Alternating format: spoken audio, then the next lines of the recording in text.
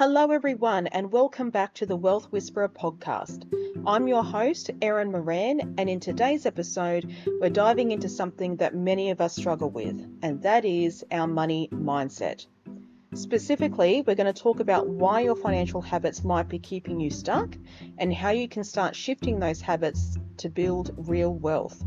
If you're someone who feels like you're living paycheck to paycheck, or you just can't seem to break free from a cycle of poor financial decisions, then this episode is for you.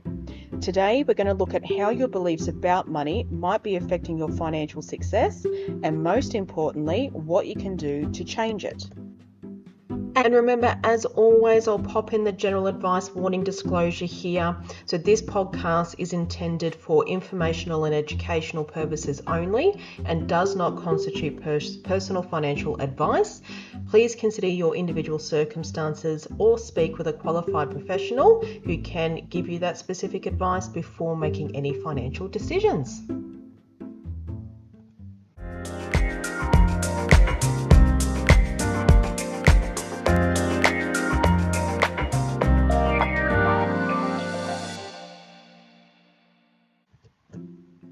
Let's start with a big one, your beliefs about money.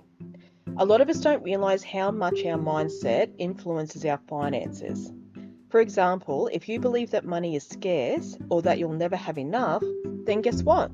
Your actions will follow that belief. You might find yourself spending impulsively or avoiding saving altogether because deep down you don't think there's enough to go around. And here's the thing. Your mindset is the foundation of everything that you do with money. If you have limiting beliefs, such as a scarcity mindset, and say to yourself things like, I'm just not good with money, or I'll never be rich, then those beliefs can actually keep you stuck in cycles that don't serve your best interests. The first step in shifting your financial habits is to examine what you really believe about money and start questioning those beliefs. And one of the biggest questions you can ask yourself about those beliefs are they actually yours? Are they your beliefs? Or have you inherited these beliefs? Did you watch your parents when you were growing up? Were your parents fighting over money all the time? Or have you had a really close friend go through a difficult divorce and money was one of the key issues there? It's really important to write down how you feel about money, what you feel your relationship with money is, and really start to uncover your true money story so we can start aligning values about money with your money story, and your beliefs about money can start to realign to what your true values are. If you head on over to the Stallion Financial Group website and you scroll about halfway down, you'll see a section that says download a sneak peek of the Master Your Money workbook. And it's the first 5 pages of the 72-page workbook that comes included with some of the programs that we offer. And the first lesson in there, or the first exercise, is reflecting on your money story. So there's some examples there of some reflection questions to ask yourself when thinking about your relationship with money. And there's also an example of how to write your money story, or what your money story could look like. So take the opportunity to jump on the website. It's free. We all love freebies, so jump on the website and download that sneak peek into the workbook and use it to as a guide to help you write your money story and really get underneath that.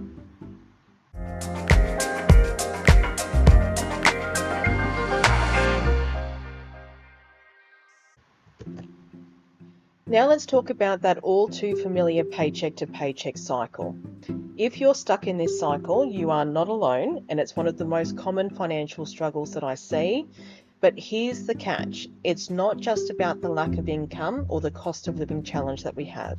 It's also about mindset. Many people accept living paycheck to paycheck as a normal way of life, but if you start seeing this as something that can be changed, then you open the door to new possibilities. If you think about it, how much stress comes with not knowing how you'll make ends meet for the next month? The first step to breaking that cycle is changing your mindset and understanding that you don't have to live this way forever. How do you shift to a wealth building mentality though? I do get asked that quite a bit, and I do get told, I have reviewed my 12 months bank statements and there's nothing else that I can cut out. I don't have any streaming services. I don't go out for breakfast on a Saturday with the girlfriends anymore, and it's still a struggle. I just can't seem to make ends meet. But we tend to not look at the things that are within our control to change. And I'm going to talk about some examples of what that is, because you can change it, and it's whether or not you want to change it or not is another thing. But there are solutions to the issues that you may potentially be facing. But how to shift your mindset to a wealth building mentality, it's all about making or thinking long term and seeing money as a tool and money as energy to create more opportunities for yourself, and it's not just a way to pay the bills. A wealth building mentality means you're no longer just covering your expenses, but you're actively planning for your financial future. And this is spoken about a lot in the finance industry, especially with financial planners and really great financial planners that talk about paying yourself first. And that doesn't mean paying your rent first or paying your bills first, your fuel first, your grocery bills first. That means putting money aside in an emergency savings fund, so that if something were to happen in the future that's unforeseen, so not an annual bill that you forgot to budget for, but an unforeseen expense that's come up, then you have the money there put aside to be able to cover those types of expenses. So that's called paying yourself first, and that's planning for your financial future. It's also about goal setting as well. So whether that's saving for a big purchase, paying off debt, or investing for the future. One of the free tools that I give away on the website is a budgeting tool. When you download that budgeting tool, it goes through all of your income, all of your expenses, and you need to go over your 12 months bank accounts to make sure that you've included those annual expenses as well. And then it will tell you whether or not you're living in surplus or not. And if you aren't living in surplus, it's a great tool to be able to immediately see where you can cut back on. And if that means no streaming services and no going out on the weekends so you can hit your future financial goals, and suck it up, sunshine. You can live without television. We have for thousands of years. And then with that money that's left over in a surplus, you go to the payday distribution tab that's on the budgeting tool, and it will tell you how much to transfer over into a bills and expenses account to cover all of those expenses, depending on how often you get paid. And then you will have a distribution to pay into an emergency savings account, long-term savings goal, medium-term savings goal, and a short-term savings goal. And there's a reason to break it all up. But you will then see on the right-hand side of that budgeting tool that it will automatically distribute 20% of the surplus funds left over from your budget to each of those categories. And then there's a separate category underneath for debt reduction strategy. So 20% of your surplus left over goes towards paying down debt as well. And again, that's a free tool that I make available to people, because we're not taught how to budget in school properly. And I just think everyone should be given the opportunity to have a holistic budgeting tool. So I've created that for you to download, and it is free. So I do encourage you to go in and have a look and use it. But it will help you with your wealth building mentality, because you do, out of that surplus funds, you do pay yourself first. So you go to the emergency savings fund first, and all of your savings, so 80% of your surplus funds are going directly to savings for your future. And then the remaining 20% is going to help with debt reduction, which again is helping you create a more stable financial future, because once that debt that you don't want is then paid off, you then have more free income to distribute towards your financial future and your savings.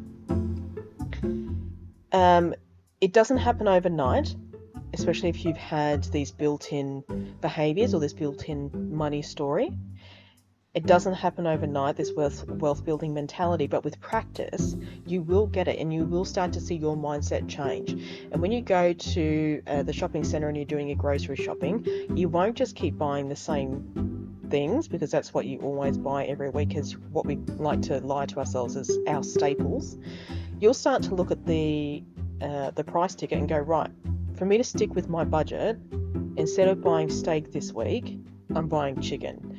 It's not something that I enjoy most. It's not my favourite thing to eat, but what's really important to me right now is hitting my financial goals and staying within a budget, and chicken is a very healthy option. So sometimes you really just have to suck it up and get past your entitled mindset of, well, it's my money, I'll just spend it and I'll blame it on the cost of living as to why I'm not hitting my financial goals. Well, it's not. You're the one who puts your card on the machine, taps put your PIN number in and presses OK to spend the money. You're completely in control of where your money goes. And it's really important that you start understanding that and comprehending that as your mindset, because that will help with the changing your mindset from one of living in scarcity and one of just living paycheck to paycheck to thinking more strategic and going, no, I'm going to dictate where my money goes and I'll say how much I pay for things.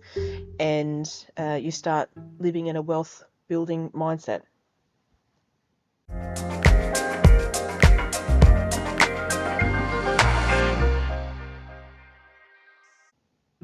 Now that we know how mindset plays a huge role, let's get into some practical steps that you can take to start rewiring some of those financial habits. Because habits, you can absolutely change a habit. As soon as you become consciously aware of what a habit is, it then becomes a behavior that you choose. It's no longer a habit. So you can then change or replace your old habit that didn't serve you with one that does serve you, a conscious choice that you are making as your new habit. So firstly, your new habit is going to be tracking your spending. You will be amazed at how much money leaks out on things that don't align with your goals. On things like it's just a $5 coffee, or it was on special, so I bought 2 instead of the one that I had on my shopping list and spent double. So use an app, so your net banking app, something like that. Pen and paper. I sometimes do the old back of the envelope type things and track where your money is going, and you'll find areas where you can cut back. You absolutely will, and those savings can go straight into your emergency fund or into a new investment. Your next new financial habit is going to be setting clear financial goals, and you need to get specific. Instead of just saying I want to save more, try saying something instead like, I'm going to save $500 this month in my emergency savings account. You could do it for a holiday or whatever it is, but if you set a clear financial goal, it makes it sound to you more achievable, and you will find ways to hit that exact goal. I'm telling you now. A great way to do it, when you set a goal like that, one of the ways that I manifest holidays and hit some of my big savings goals is I walk around the house and see what I haven't used for 6+ months. And if I haven't used it and it no longer brings me joy, or, I just haven't been using it because I no longer need it or whatever, I sell it. I then sell it, and somebody else can then use it, and they can buy it at a hugely reduced price, which helps them financially as well. So you're giving back to communities by doing that, and then that goes directly into what your savings goal that you would set for yourself. Another habit is going to be automating your savings. So set up automatic transfers so that you're saving before you even get a chance to spend. And that is how you pay yourself first, and it's a great habit to get into. It's the easiest way to ensure that you're putting money aside regularly without even thinking about it. And on some net banking apps, you can set up that automatic savings and then hide the bank account from yourself as well, so you don't even see it as a temptation. And here's another really big one, is to shift from scarcity thinking to abundance thinking. And this means recognizing that money is a tool, money is energy that you can use to grow, and not something that's limited or hard to come by. If you believe there's plenty of wealth in the world, you are more likely to recognize opportunities for growth in your life. One of the ways that I do this is I will invest. I have a share trading account, and I invest every time I pay myself. It goes straight into my cash management account, and then maybe I'm buying 1 share, 2 shares, whatever it was that I was able to put aside for that week, And every time I do that, I don't think, oh, I'm not going to be able to get that money back out again unless I sell. My mind goes straight to, I've just given myself a pay rise because I've just invested in something that provides me with passive income. So you switch it. You start switching your thinking. And finally, educate yourself. So podcasts like this, read books. I read loads and loads of books. I listen to podcasts, audio books, follow people on Instagram who inspire you and who have mastered their finances as well. And there's plenty of financial planners who do YouTubes and have their Instagram pages and all that sort of stuff that provide fantastic guidance for people as well. Remember, they can't give you personal advice because they haven't met your beautiful faces, but they can give you some great guidance. So find some decent people to follow. And the more you learn, the more you'll grow and the more confident you'll start to feel about your own money management, and you will start to truly believe that you can do it.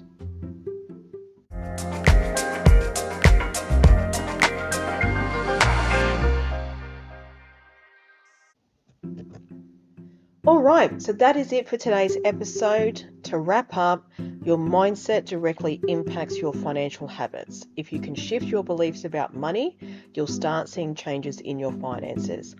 Remember, breaking free from financial struggles and building wealth is a journey. So start by examining your money beliefs, setting goals, and taking action on the steps that I shared today.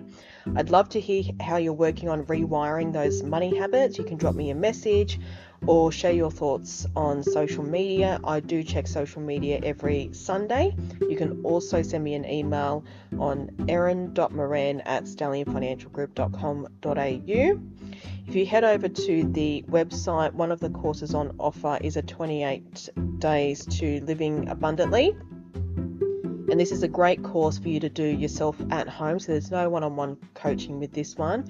It is a set of videos. There's 186 minutes of content plus the workbook that you get to really help you rewire your money mindset and your money and your beliefs around money within that 28-day period, so to really help you jumpstart the next level of your financial future. So don't forget to subscribe, leave a review, and share this episode with anyone who you think could benefit from these tips. And I'll be back next week with more ways to help you create a life of financial freedom. And until then, keep working on your mindset and keep building that wealth. You've got this.